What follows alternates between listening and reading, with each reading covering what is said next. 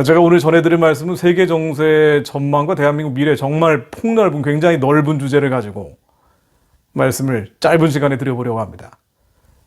그러니까 지금 돌아가고 있는 상황들, 그리고 이 돌아가는 상황 속에서 한국이 어떤 위치에 처해 있는지 아마 이제 각자 다 견해들이 가지고 계실 텐데요. 그런 견해들을 정리한다는 차원일 수 있고, 뭐 그런 관점들을 한번 저 나름대로 정리해서 말씀드려보려고 합니다. 세계 정세 전망과 대한민국 미래라고 했는데요. 크게 저는 이제 세 가지 차원에서 경제, 안보, 문화라는 세 가지 차원에서 말씀을 드려보려고 합니다.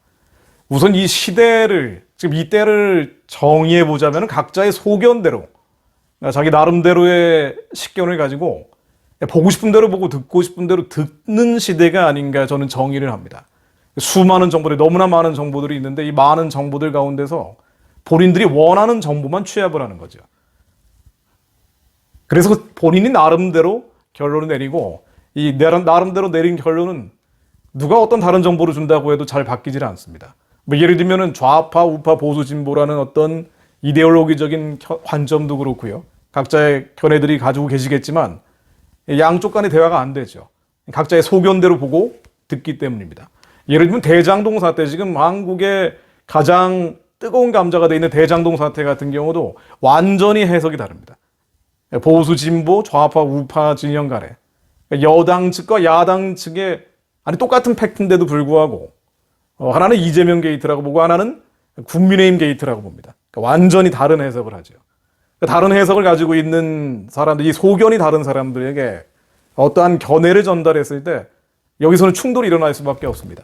제가 전하는 말씀도 마찬가지일 겁니다. 아마 제가 어떠한 관점을 말씀드린다고 해도 일단 소견이, 보는 뷰 포인트가 다르다면은 당연히 충돌할 수밖에 없습니다. 자, 그런데 이렇게 다양한 해석들이 존재하는 아주 혼란스러운 시대, 혼돈의 시대라고 볼 수가 있죠. 이 혼란과 혼돈 가운데도 예전 같으면 이 정도 혼란스럽고 혼돈하지는 않았는데요. 그런데 지금은 이 선과 악, 무엇이 옳고 무엇이 그른지에 대한 기준 자체가 모호해진 시대입니다. 포스트 모더니즘이라고 흔히 얘기하죠. 기준 자체가 애매해진 시대. 근데 한국에서는 특히나 아주 좁고 밀집되어 있기 때문에 이러한 것들이 극적으로 일어나는 것 같습니다. 자, 그런데 이렇게 해석이 달라지는데요. 이렇게 많은 해석들이 각자의 소견대로 나오고 있는데 부인할 수 없는, 누구도 부인할 수 없는 팩트, 이런 이제 세 가지를 제가 한번 짚어보려고 합니다. 하나는 경제적인 차원에서 하나의 양극화라고 볼 수도 있고요. 뭐 양극화라는 단어를 전 좋아하지 않습니다만 신빈곤의 문제죠.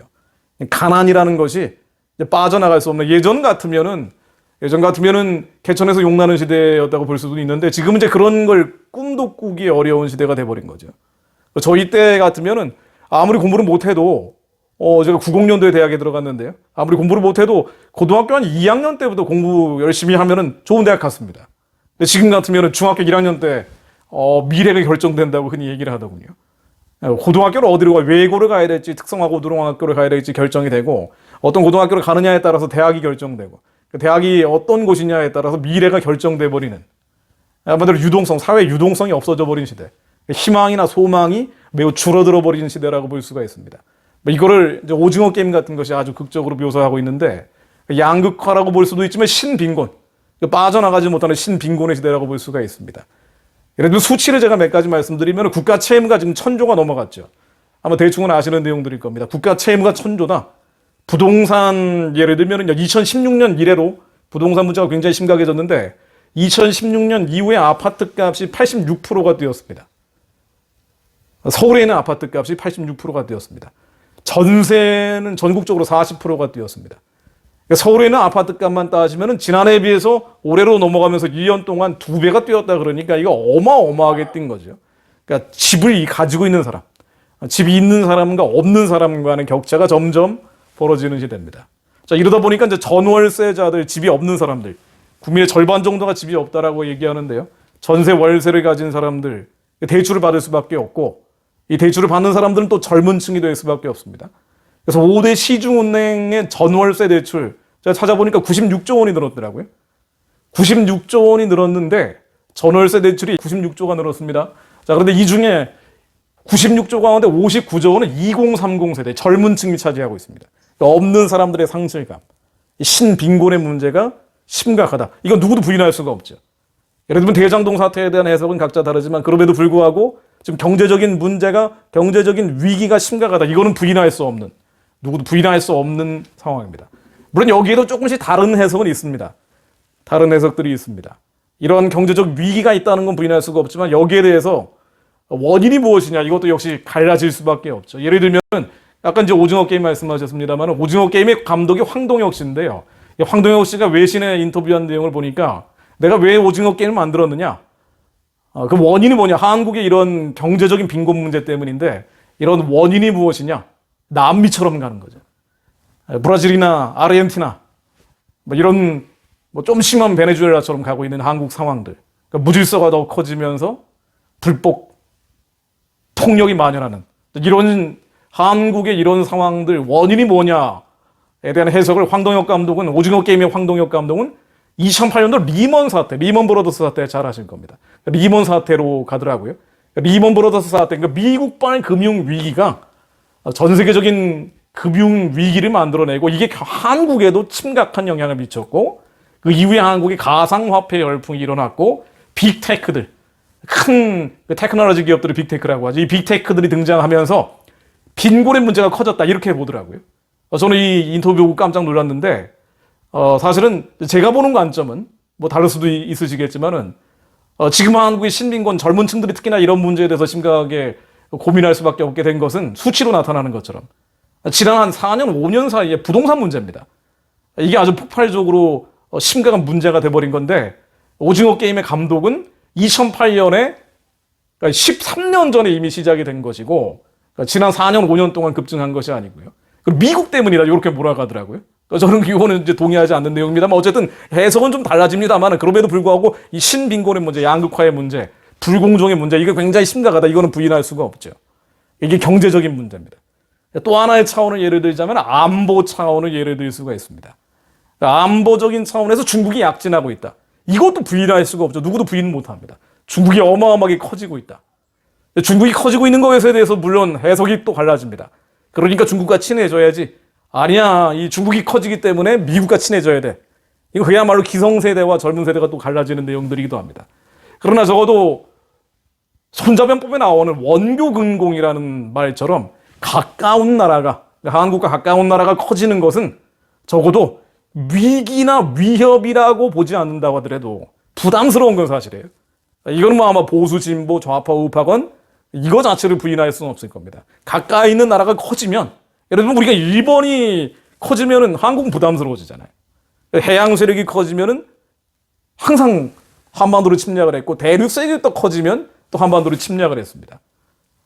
그래서 원교 근권 가까이 있는 나라하고는 가까이 있는 나라는 침략을 하고 그래서 이 침략을 막으려면 멀리 있는 나라하고 사이좋게 지내야 된다. 이게 이제 지난 70여 년 동안 한미 동맹의 근거가 됐던 게 바로 이 원교 근거 아닙니까? 자, 그래서 이 중국이 커진다는 건 한국으로서는 적어도 위기나 위협이 아니라 할지라도 부담스러운 건 사실이죠. 이건 부인할 수가 없습니다. 부담스러운 여러 가지 팩트들은 너무나 많이 나오고 있습니다. 예를 들면 동북공정 같은 거. 뭐 동북공정이 시작된 게 뭐 한두 해가 아닙니다만은 그중에 문화공정이라는 거는 우리가 직접 국민들이 피부로 와닿는 문제가 돼버렸죠. 김치가 중국 거라고 얘기하면서 파워 차이라고 되어 있습니다. 그러니까 중국의 포털 사이트가 보면은 중국 포털 사이트, 그러니까 인터넷 검색하는 사이트를 보면은 김치는 중국 거라고 되어 있죠. 심지어 박정희 대통령도 중국 사람이라고 되어 있습니다. 조선족이라고 되어 있죠. 중국 국적에. 아리랑이 중국 거라고 우기는 건 말할 나위도 없고요. 문화적인 차원의 중국의 침략. 이게 실제로 벌어지고 있는 게 바로 서해 바다입니다. 그러니까 우리의 영공, 방공 식별구역이라고 하는데요. 영의 영공이 있다고 우리가 흔히 얘기하지 않습니까? 이 영공, 우리의 하늘보다 조금 넓은 개념이 방공 식별구역인데 방공 식별구역을 중국, 러시아 폭격기 전투기들이 들어오는 거는 뭐 너무 많고 특히 서해 바다. 우리가 바로 눈앞에 보는 이 바다를 자기들 바다로 만들기 위해 서해를 자기들 바다로 만들기 위한 서해 내해화라 그러죠. 이 서해 내해화가 아주 심각해졌습니다. 그래서 한국의 관할구역, 우리의 영해보다 조금 넓은 개념인데 이 관할구역을 침범하는 수치가 제가 찾아보니까 4년 전에 110회였습니다. 우리 바다를 침범하는 거예요. 우리 바다를 침범하는 게 110회인데 3년 전에는 230회로 늘어났습니다. 점점 늘어나는 거죠. 그러다가 코로나 때 좀 잠잠하더니 올해 들어서 또 폭발적으로 늘어나는 겁니다. 올해 1월부터 8월까지만 190회. 자, 그러면 이제 올해 말까지 다 채우면 아마 이제 3년 전 230회보다 훨씬 더 늘어날 겁니다. 그러니까 중국은 서해 바다를 자기들 바다라고 여기죠. 자기들 바다라고 주장을 합니다. 서해에 공해는 없다라고 얘기를 해요. 퍼블릭 시가 없다고 얘기를 합니다.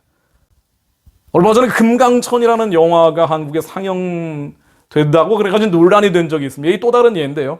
금강천, 이게 한국에 상영될 때는 뭐 이름을 좀 바꿨습니다만은 금강천이라고요. 중국 공산당이 창당 100년을 맞아가지고 1,000억 원인가 돈을 들여서 만든 영화입니다. 금강천이라는 영화.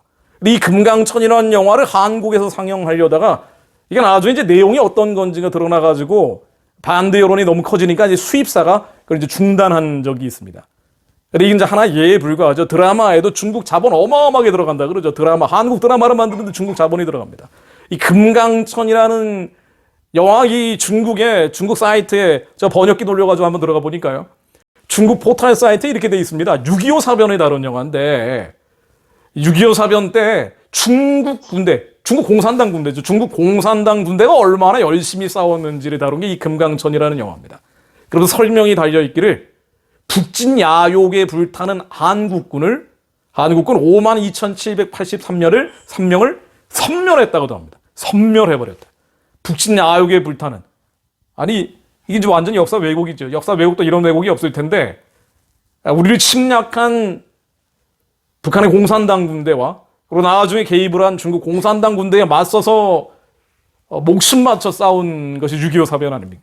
자, 그런데 이런 한국군을 북진 야욕에 불타는 침략군으로 설정을 하고 그리고 섬멸하는, 그들을 섬멸하는, 우리 국군을 섬멸하는 영화를 상영하려고 하다가 이게 이제 너무 비판 여론이 일어나니까 다행스럽게 이게 이제 중단이 됐습니다. 중국이 만드는 문화 콘텐츠들이 이런 식이죠. 자, 이게 직접 한국민들에게 피해로 이어지고 있습니다. 실제로 피해가 가고 있죠. 예를 들면 중국의 감옥에, 자, 그냥 딱 수치화되는 예를 하나 들어보자면요. 그러니까 중국이 커지면서 한국에게 이익이 되느냐, 손해가 되느냐. 한국 국민들에게 직접적으로 피부에 와닿는 게 중국 감옥에 한국 사람들, 한국 국적을 가지고 있는 사람들이 1,156명이 수감되어 있습니다. 많이 수감되어 있죠. 중국 감옥에 1,156명. 중국 감옥에 수감되어 있는 1,156명. 이 1,156명 말고도 북한 주민들, 북한에서 탈북한 사람들을 탈북자라고 하잖아요. 중국의 많은 사람들이 짐승처럼 팔려다닙니다. 이들을 탈북자라고 얘기하죠. 춘궁기 봄철이 되면 100만 명 정도 된다라고 얘기하는 사람도 있습니다. 최소 30만은 될 것이다. 이 중에 강제로 이 중국에 살고 있는 탈북자들은 다 숨어 사는 사람들이기 때문에 이 사람들을 강제로 끌어다가 북한으로 넘기잖아요. 중국 공안들이. 자, 이렇게 넘기는 과정에서 북한 주민들도 중국 감옥에 많이 들어가 있는데 북한 주민들이 수감되어 있는 사람들이 1,170명이라고 나옵니다. 그러니까 한민족 약 2,300명 정도 되는 한민족이 중국 감옥에 수감되어 있는데 이제 이들의 인권 실상이 그야말로 우리의 상상을 뛰어넘는다고 얼마 전에 태영호 의원이 공개를 했습니다. 수감되어 있는 사람들에게 가스총, 삼단봉, 전기봉을 일상적으로 사용한다. 뭐 감옥에 갇힌 사람들 먼저 마약을 판 사람도 있을 거고 밀수한 사람도 있을 거고 그 안에서 불법 행위를 한 사람, 살인 강도한 사람도 있겠죠. 그런데 이제 억울하게 법제가 달라서 들어간 사람도 있단 말이죠. 어쨌든 한국민들인데 한국민들에게 가스총이나 삼단봉, 전기봉을 일상적으로 사용을 한다. 인권이라는 건 없다는 거예요. 정신을 잃어버린 사람들, 이런 사람들이 이제 그 부모들이 국민청원을 청와대에 하기도 하고 뭐 이런 일도 계속 벌어집니다. 중국의 인권의식이라는 건 세계 최악이죠. 북한에 정치범 수용소가 있다고 하는데 이 정치범 수용소에 갇힌 사람들이 23만 명이라고 얘기하는데요. 사실은 정치범 수용소의 원조는 중국입니다. 중국의 위구르족, 신장 지역에 있는 위구르족 인권 침해 유명하지 않습니까? 홍콩 민주화 시위하는 그 우산혁명하는 사람들을 짓밟아버리고 폭력 집합하는 거 유명하지 않습니까? 자, 이런 인권의식이라는 게 중국은 그야말로 바닥 수준이에요. 그런데 이 신장 위구르족이 수감되어 있는 직업훈련소라고 수감되어 있는 사람들이 100만 명이 넘는데 이렇게 수감되어 있는 사람들, 강제 수용소에 수감되어 있는 사람들이 중국의 라오가이라고 이 통칭을 하는데요. 노동교화소 라오가이라고 얘기합니다. 이 라오가이에 수감된 사람들이 550만 명이에요. 550만 명. 그러니까 정치범 수용소의 원조는 중국입니다. 중국은 이제 스케일이 다르죠. 550만 명이면은 전라남도, 전라북도 주민 합친 것보다 더 많은 숫자가 정치범 수용소에 갇혀 있습니다. 이들은 다 정치적인 이유로. 이건 역시 이제 다른 해석들이 가능합니다. 이렇게 중국이 커지고 있다. 자, 거기에 대해서 이제 다른 해석들. 아, 좋다. 나쁘다. 그러니까 완전히 지금 해석이 갈리고 있는 시대입니다. 친중해야 된다. 혹은 반중해야 된다. 이것도 역시 갈라집니다. 자, 그럼 이제 한 가지 공통되는 건 뭐냐면요. 한국민들에게서 나타나는 한 가지 공통적인 특징들. 중국이 커지고 있다는 건 부인할 수 없는 사실이기 때문에 알아서 기는 겁니다. 중국 앞에서 알아서 기는 거죠. 열패감, 열등감. 너무 크다. 쟤네들은 너무 커졌다는 거예요. 자, 그러다 보니까 이게 중국의 꿈을 시진핑의 꿈, 그 제2의 모택동이 되고 있잖아요. 시진핑이. 아예 그냥 우상화하고 있죠. 시진핑을 우상화하고. 중국에 많은 교회들이 있는데 교회에 십자가를 떼고 거기에 시진핑 사진과 모택동 사진을 걸면 보조금을 줍니다. 뭐 이런 지경까지 왔습니다. 교회 십자가는 중국 전역에서 다 뜯어내서 불태우고 있을 정도입니다. 자, 그런데 이런 꿈, 이게 이제 중국의 꿈이에요. 중국몽이라고 부릅니다. 사실은 중국식 제국주의입니다. 이 중국식 제국주의, 중국은 원래 제국주의적인 나라인데 중국 공산당 질서가 이걸 훨씬 더 강화시킨 거죠. 이 중국의 꿈, 중국몽을 전 세계적으로 확대하겠다는 게 1대1로, 여러분 잘 아시는 1대1로입니다. 1대1로를 이제 전 세계적으로 확산시키겠다. 새로운 실크로드라고 말은 하지만 실제로는 중국식 제국주의의 확산, 전체주의의 확대에 불과한 거죠.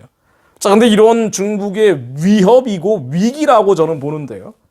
근데 이런 중국의 위기와 위협, 어쨌든 중국이 워낙 커지다 보니까 이건 좌파건 우파건 보수건 진보건 간에 여러 가지 착각들이 많이 하는 경향이 있습니다.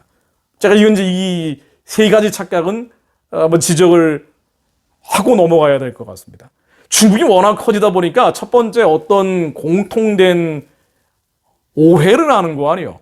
중국 시장이 너무 절대적이라는 거. 한국 경제, 우리가 경제가 어려워지는데 중국 시장을 잃으면 큰일 난다.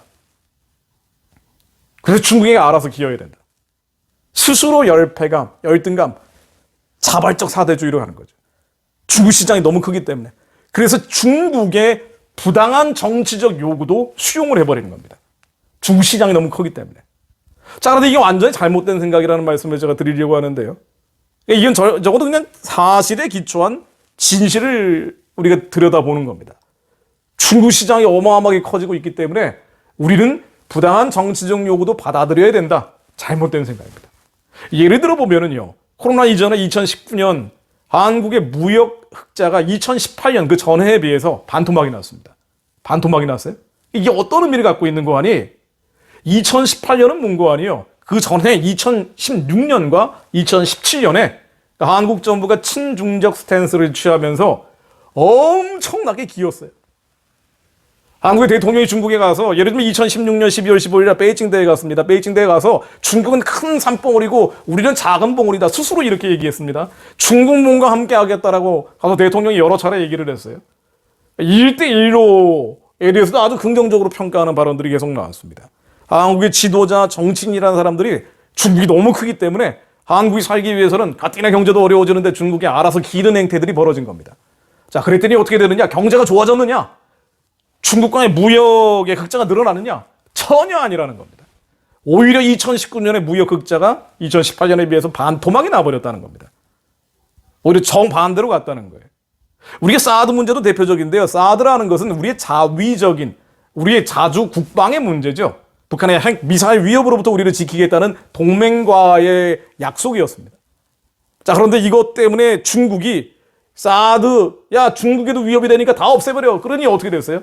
한국 롯데라든가 막 퇴출시켜버렸죠. 그랬더니 우리가 슬슬 기어 들어갔습니다. 그 다음부터 중국에 알아서 기는 행태가 됐더니 그 다음에 어떻게 됐느냐? 경제적으로는 오히려 손해봤다는 거예요. 사실은 경제는 경제고 정치는 정치입니다. 한국과 중국의 경제적인 관계라는 것은 정치 논리와 전쟁이 벌어지지 않는 한, 정치 논리와는 별개로 경제 논리로 돌아가는 거예요. 우리가 정치적으로 부당한 요구를 수용하는 것과 함수관계가 없다는 겁니다. 오히려 예전에 이명박 박근혜 정부 때 한국이 미국 편이라는 인식이 있기 때문에 중국에 대해서 더 큰 소리를 쳤죠. 그랬더니 중국이 대접버려졌습니다. 중국은 원래 그런 나라예요. 중국은 주변에 있는 나라들이 다 오랑캐라고 보지 않습니까? 한국은 동이족에 불과한 거예요. 우리가 스스로 비굴하게 들어가면은 경제에서 도움이 되는 게 아니라 오히려 우습게 본다는 겁니다. 또 한 가지 중국에 대한 착각. 중국이 너무 커지다 보니까 북핵 문제를 해결하는 데는, 적어도 북한의 핵 문제를 해결하는 데는 중국이 절대적인 영향을 미친다. 그러니까 중국하고 아주 그들의 정치적인 부당한 요구도 들어줘서라도 핵 문제를 해결해야 된다. 이거 그야말로 말도 안 되는 얘기죠.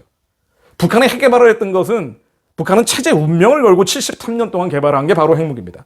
6.25 사변 때 패퇴한 김일성이 핵을 만들겠다고 1954년도에 핵물리연구소를 북한에 만들면서 시작이 된 거예요. 그리고 중국과 중국 공산당과 소련 공산당의 기술을 가져다가 만든 게 핵무기입니다. 파키스탄의 칸 박사라는 사람이 그 핵 기술을 북한으로 가져갈 때 중국의 양해하에 간 겁니다. 사실은 북한의 핵 개발이라는 건 중국의 양해하에 개발이 된 거예요. 중국은 말리는 척하는 것뿐이지 말릴 생각이 없는 겁니다. 그러니까 북한의 핵 문제를 해결하기 위해서는 어떻게든 중국의 회방과 방해를 극복해야지, 중국이 도와서 북한의 핵 문제를 해결하겠다는 것 예전에 해봤죠. 육자회담이라고 한참 했습니다. 중국 중심으로 외교 쇼를 벌인 거예요. 그러나 핵 문제 해결되지 않죠. 북핵 문제를 해결하기 위해서는 중국은 넘어서야 될 대상이지 도움을 줄 대상은 아닙니다. 이게 냉정한 국제정치 현실이죠. 또 하나, 통일이 절대적이다. 그러니까 한국이 통일하려면 적어도 중국이 도와줘야 된다. 말도 안 되는 얘기입니다. 말도 안 되는 얘기죠. 중국은 방해하죠. 한반도 통일되는 걸 중국이 왜 도와주겠어요? 예전에 서독하고 동독이 통일될 때 통일의 가장 큰 힘이 무엇이냐라고 지도자들에게, 정치인들에게 물어보면 예외 없이 미국의 도움이다라고 얘기합니다. 그러니까 어쩔 수 없는 거예요. 원교 근공입니다. 가까이 있는 나라들은 싫어합니다. 당시에 독일이 통일될 때 프랑스, 영국 도시락 싸들고 다니면서 말렸죠. 반 농담으로 정말 도시락 싸들고 다니면서 말렸습니다. 그 위대한 총리라 불리는 대처 총리도 말렸어요. 독일 통일되면 안 된다. 또다시 전쟁 위협이 일어날 수 있다. 아니, 예전에 1차 대전, 2차 대전 다 일으켰는데 이게 통일되면 어떻게 될지 누가 알겠습니까? 자, 그런데 그럼에도 불구하고 한반도 통일되는 것을 중국이 도와주느냐? 이건 있을 수 없는 일입니다. 회방하고 방해하죠. 중국은 통일을 하기 위해서 넘어서야 될 대상, 극복해야 될 국가에 불과합니다. 이 세 가지 착각들, 그러니까 한국인들이 가지고 있는 이 착각들, 중국이 너무 커지다 보니까 스스로 열패감과 열등감을 가지고 중국 시장을 절대시하고 중국이 북핵 문제를 해결할 것이라고 보고 통일에 절대적 기여를 할 것이라고 보는 것도, 이런 거 극복해야 됩니다. 자, 이제 세 번째, 이게 사실 이 제한된 시간에 말씀드리다 보니까 제가 빨리 말씀드리고 있는데요.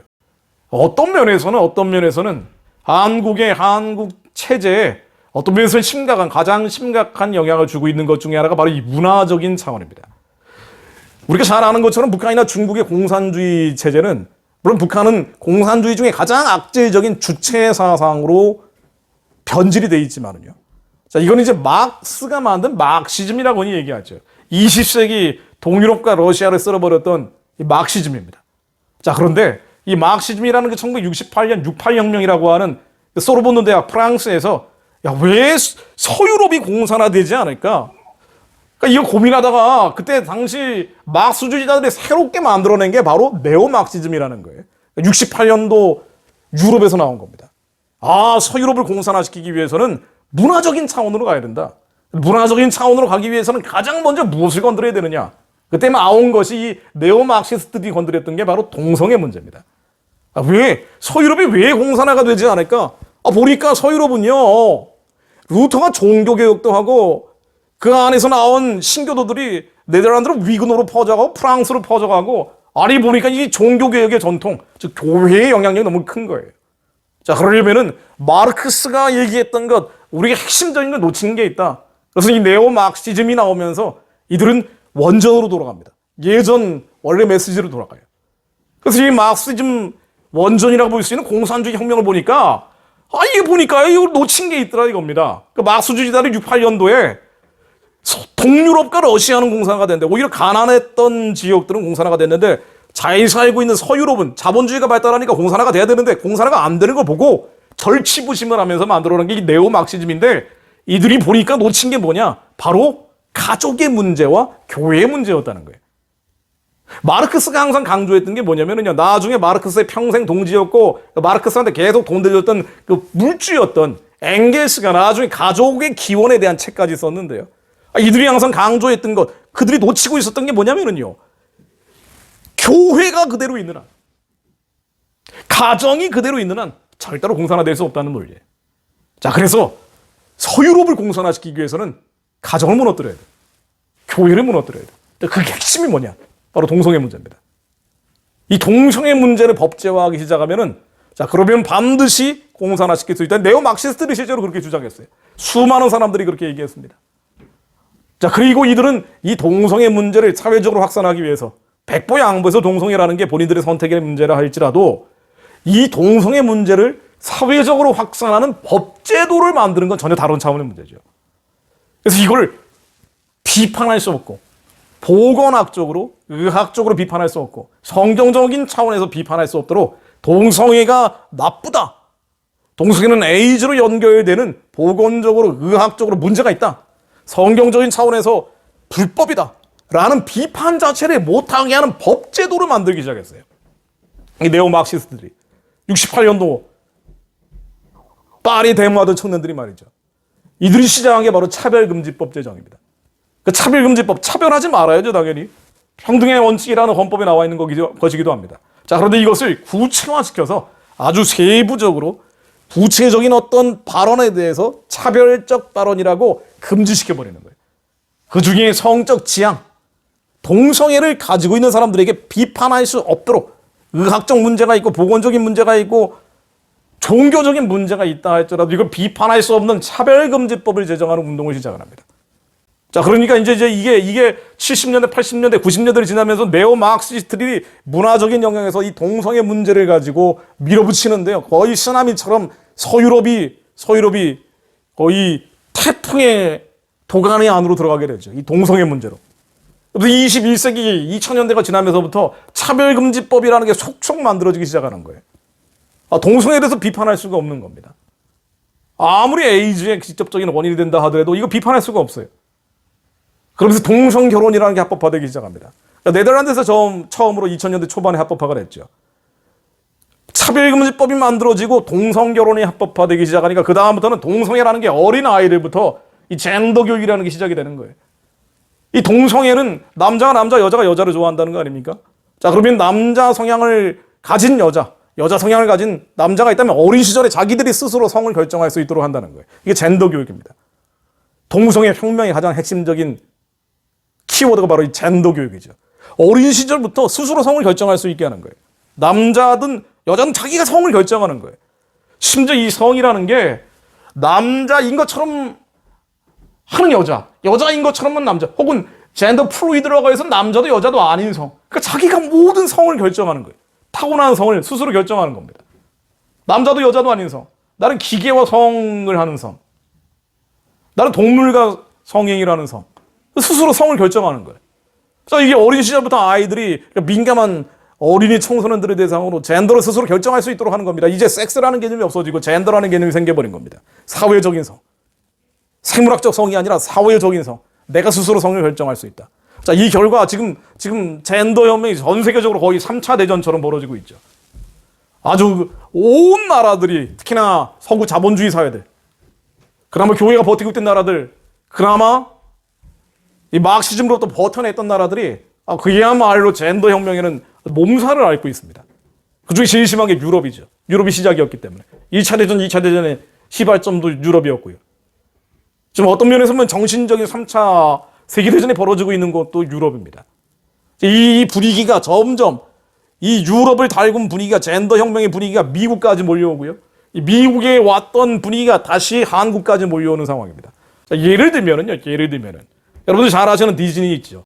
이 디즈니는 매머드급의 미디어 기업입니다. 이 디즈니와 관련되어 있는 미디어 회사들 엄청 많죠. 엄청 많습니다. 우리 흔히 생각하는 히어로물들, 영화 히어로물들, 이거 다 디즈니에서 나오는 것들이 많죠. 근데 디즈니는 어린 아이들이 보는 애니메이션에 동성애 코드를 집어넣어요. 노골적으로 동성애 애니메이션을 만들기도 하죠. 그리고 디즈니랜드. 디즈니랜드 어린 아이들이 가는 곳인데 디즈니랜드는 게이데이라는 게 있습니다. 그 게이데이에는 신데렐라가 있는 신데렐라 성, 그 유명한 그 디즈니랜드 하면은 그 항상 보이는 그 성이 있습니다. 신데렐라 성 앞에서 게이데이의 날은 빨간색 옷을 입은 동성애자들이 모여서 서로 사랑 고백을 해요. 애들 있는데 바비 인형. 그 여자 아이들이 많이 가지고 오는 바비 인형 있죠. 이 바비 인형 마테사라고 합니다. 이 바비 인형 같은 경우는 이제 젠더 중립형 인형들을 만듭니다. 그러니까 자기가 성을 결정할 수 있는.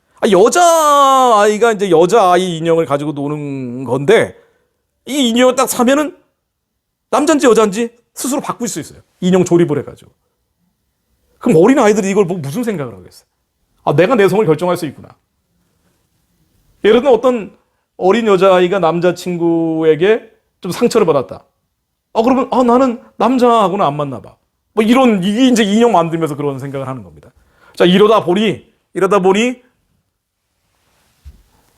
미국의 민주당 정권 들어서면서 굉장히 심해졌죠. 교통부 장관 부티지지는 동성애자입니다. 근데 아니 동성애자인 것도 동성애자지만 이 동성 결혼을 한 사람이에요. 부티지지는 교통부 장관인데 일부러 바이든이 그 사람을 임명을 했죠. 상징적으로. 나를 이제 차별하지 않겠다. 근데 이 동성 결혼을 한 부부가 아이를 양육하네. 물론 입양을 했죠. 남자가 어떻게 애를 낳겠어요. 이걸 일부러 이제 언론에 계속 리리스를 하는 겁니다. 레이첼 레빈이라고 해서요. 아마 이제 보건성 차관이었을 거예요. 근데 이 사람은 성 전환을 한 사람입니다. 남자인데 여자가 된 사람이에요. 그래 하필이면 이 사람을 레빈을 해군의 그 보건을 담당하는 책임자를 임명했어요. 그리고 별을 4개를 달아줬습니다. 사성장군. 군대도 안 갔다 온 사람은 사성장군으로 만들어버렸어요. 미국에서 벌어지는 일입니다. 근데 원조는 유럽입니다. 유럽. 세계에서 가장 큰 장난감 회사가 레고사입니다. 레고사도 성중립 인형을 이제 만들기로 했죠. 남자 일꾼이 있고 이렇게 나오잖아요. 근데 이제 이게 중립으로 만드는 거예요. 다. 아이들이 가지고 노는 레고를. 네덜란드에서는 얼마 전에 네덜란드 총리가 네덜란드의 왕실이 동성 결혼할 수 있다 이렇게 선포를 했습니다. 왜 이런 얘기가 나오냐면 네덜란드 같은 경우는 동성 결혼을 가장 먼저 인정한 나라이기도 한데요. 이제 항구 도시가 많고 그러다 보니까 이제 음란하다고 흔히 얘기하는데 어쨌든 이 네덜란드에서 동성애 문제를 가장 앞장서 하다 보니까 그 왕실이 있잖아요. 세계에서 가장 부자인 왕실이 네덜란드 왕실이라는 얘기를 합니다. 영국 왕실이 아니고요. 이 네덜란드 공주가 3명 있어요. 이 네덜란드 첫째 공주가 17살인데 이제 곧 결혼할 나이가 될 것이다. 그러니까 이 결혼할 정년기 네덜란드 공주가 동성 결혼할 수 있느냐 없느냐 괜히 부추기는 거예요. 문화적인 차원에서 자꾸 부추기는 겁니다. 그랬더니 총리가 나서서 동성 결혼할 수 있다. 근데 애를 어떻게 낳을지는 그건 알아서 결정해라. 자, 물론 여기에 이제 저항하고 있는 나라들도 있습니다. 헝가리나 폴란드 같은 나라들은 적어도 애들한테만큼은 이게 우리가 아무리 차별금지법을 만들어도 애들만큼은 보호해야 되지 않겠느냐. 예를 들면 이제 LGBT 프리존이라고 해서 학교 근처라든가 그런 데는 이제 동성애자들이 자꾸 동성애 행각을 그 앞에서 하니까 LGBT 프리존 같은 거 만들어가지고 동성 결혼 한 사람도 그 앞에서는 그런 애정 행각하지 마라. 이런 것들을 이제 법제화하기도 합니다. 동성애적인 흐름에 반발을 거는 거죠. 자, 그랬더니 이제 유럽에 있는 나라들이 난리가 난 거예요. 헝가리하고 폴란드에서 이런 식으로 저항을 하니까 EU, 유럽 연합이나 서가지고 너희들 이러면 안 돼. 이건 반인권이야. 차별적 행위를 하지 마. 그리고 영국, 프랑스, 독일, 유럽의 각국의 13개 정상들이 나와가지고 다 한마디씩 하는 거예요. 헝가리, 폴란드 이런 식으로 나가면 안 된다고. 지금 이제 세계적으로 벌어지는 일들입니다. 물론 여기에 대해서도 해석은 조금씩 갈라질 수 있습니다. 다만 한 가지 동성애가 거의 혁명적으로 번지고 있다. 이것은 부인할 수 없는 지금 사실이 돼 있습니다. 자, 그런데 또 한 가지 제가 경제적인 차원, 안보 차원, 문화적인 차원 3가지 흐름들을 말씀을 드렸는데 이게 이제 한반도로 몰려오고 있는 건데요. 여기에 대해서 또 한 가지 부인할 수 없는 것은요. 동성애가 혁명적으로 불어닥치면은 반드시 교회는 쇠락한다는 거예요. 이 차별금지법이라는 게 법제화되면 성경책에 기독교인이건 아니건 간에 이건 부인할 수 없는 팩트라는 겁니다. 성경에는 동성애가 죄라고 되어 있는데 이러한 성경적인 선언을 못하게 됩니다. 그래서 교회는 쇠락을 하게 됩니다. 자, 그럼 교회가 쇠락하게 되면 그 다음엔 또 어떤 결과가 빚어지느냐. 사회주의가 창궐을 합니다. 이건 뭐 거의 공식 같은 거예요. 그래서 예전에 마크시즘이 번졌던 동유럽과 러시아 교회들이 없어져 버렸잖아요. 중국과 북한 교회들은 지하교회 형태로 가고 있지 않습니까? 자, 그래서 제가 시간이 많이 갔기 때문에 결론적으로 말씀드리자면요. 지금 한반도 상황은 대륙에서 몰려오는 20세기 마크시즘과 해양에서 몰려오는 네오 마크시즘이 뒤죽박죽이 되면서 한반도 전체는 흔들고 있습니다. 자, 이런 식으로 계속 흐름이 진행되면은 한 가지 절차가, 경로가 교회가 쇠락을 하고, 그리고 그 결과 사회주의가 확산되고, 사회주의가 확산되기 시작하면은 반드시 자유는 위축됩니다. 이건 역사적인 경험이죠. 사회주의라는 건 사회 전체의 사유가 아니라 공유라는 개념으로 재산권에 대한 제한을 가하고, 나중에 공산주의로 넘어가면 박탈한다는 개념 아닙니까? 개인의 자유라는 것은 가장 본질적인 게 경제적 자유이기 때문에 사회주의가 확산되면 반드시 경제적 자유가 위축되면서 인간의 자유라는 것은 찌그러들 수밖에 없는 거예요. 그럼 자유가 찌그러들면 그 다음에는 통제와 감시가 강화됩니다. 이걸 사회적인 통제라는 이름으로, 사회 공공의 선이라는 이름으로, 그 이름 무엇이 되든 명분은 무엇이 되든 이거 공식같이 20세기에 적용됐던 것인데 21세기에는 조금 더 문화적인 형태로 통제와 감시가 강화되는 방향으로 갈 수밖에 없습니다. 그리고 코로나 팬데믹은 이것을 훨씬 더 폭증시키고 있고요. 그리고 한국이 이런 어떤 선택을 하느냐에 따라서 한국의 미래가 달라질 수밖에 없는데, 이러한 것들을 가속시키는 것, 이러한 흐름들 한반도에 몰려오는 대륙발 마크시즘과 해양발 네오 마크시즘의 흐름들을 훨씬 더 이 엑셀레이팅 시키는 것, 제가 아까 말씀드린 두 가지 오해입니다. 하나는 중국에 대한 오해. 그 중국에 대한 오해는 세 가지를 말씀을 드렸죠. 중국에 대한 오해는 이러한 흐름들을 훨씬 더 가속시킬 거예요. 그래서 북한과 중국에서 몰려오는 마크시즘적 흐름들을 더 빨리 빨아당기게 될 겁니다. 또 하나는 동성애에 대한 오해입니다. 뭐 동성애를 100% 양보해서 동성애에 대해서 개인적인 선택이라 할지라도 동성애를 차별금지법이라는 이름으로 법제화하는 건 전혀 다른 문제예요. 이건 어떤 사람의 종교와도 상관없는 것이고, 이건 사회적인 안전의 문제에서, 안전의 차원에서 그건 불필요한 것이자 해서는 안 되는 것이 동성애 법제화입니다. 그런데 이 동성애를 개인의 선택의 문제니까 이것이 차별이라는 이름으로 차별금지법을 만들고 평등법을 만들기 시작하면 반드시 나왔던 열매들, 교회가 쇠락을 하고 사회주의가 확산되고 자유가 위축되고 통제와 감시가 강화되고 결과적으로는 경제적으로 어려워지는, 이건 전 세계에서 벌어지는 일들이에요. 여기에는 대안이 무엇이냐? 이 대안이 너무나 근본적인 것이기 때문에 이 대안에 대해서는 제가 간단히만 말씀드리고 정리하도록 하겠습니다. 저는 대안이 확실히 있다라고 믿는 사람입니다. 이 대안은 대륙에서 마크시즘이 오고요, 해양에서 네오 마크시즘이 오죠. 한국은 혼돈과 혼란과 무질서 상태로 가고 있는 경향이 뚜렷합니다. 자, 여기에서 한국의 지도자 그룹이 어떤 선택을 하느냐가 너무 중요하겠죠. 국민들의 정치적 선택이 중요합니다. 또 한 가지는 결국 궁극적인 해결책인데요. 이러한 흐름들을 막을 수 있는 탈출구가 있습니다. 이것이 북한 체제의 붕괴입니다. 북한 기비성 왕조 체제가 무너지는 겁니다.